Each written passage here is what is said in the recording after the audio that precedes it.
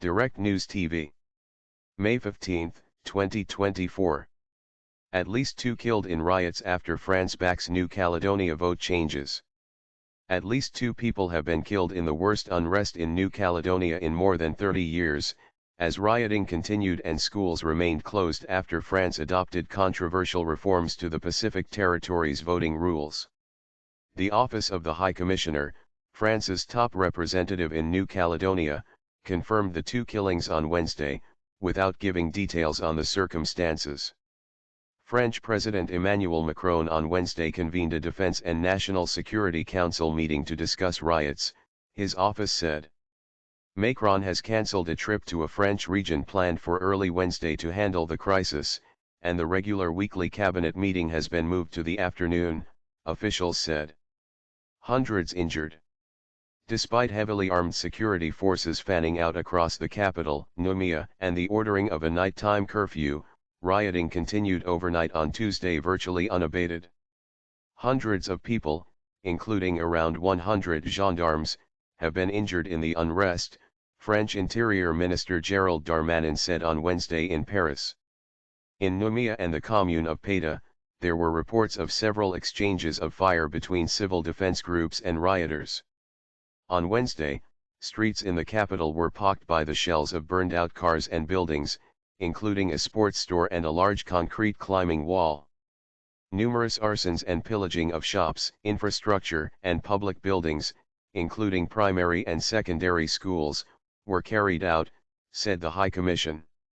Security forces had managed to regain control of Nouméa's penitentiary, which holds about 50 inmates, after an uprising and escape attempt by prisoners, it said in a statement. A nighttime curfew was extended, along with bans on gatherings, the carrying of weapons and the sale of alcohol. The territory's La Tontouta International Airport remained closed to commercial flights, and people were urged to restrict any travel during the day, the High Commission said. Anger has been simmering for weeks over plans in Paris to change the constitution to allow more people to vote in New Caledonia's provincial elections. Critics say the move would marginalize the indigenous Kanak people, who make up about 40% of the population, by allowing more recent European arrivals to vote. France says the rules must be changed to support democracy on the island. The National Assembly in Paris adopted the measure after a lengthy debate shortly after midnight, by 351 votes to 153. Afterwards, Macron urged New Caledonian representatives in a letter to unambiguously condemn all this violence and call for calm, the AFP news agency reported. A joint sitting of the National Assembly and the Senate is necessary for the new rules to take effect because they represent a constitutional change. Long-running problems. New Caledonia, which has a population of nearly 300,000, lies between Australia and Fiji and is one of France's biggest overseas territories. About 17,000 kilometers, 10,563 miles, from Paris, the territory is a key part of France's claim as a Pacific power, but the Kanak people have long chafed at rule from Paris. Denise Fisher, a former Australian consul general in New Caledonia, said she was not surprised at the violence of the past few days and told Al Jazeera it showed a real and fundamental breakdown in the way the territory is being managed. The voting rules are part of the so-called Nouméa Accord of 1998.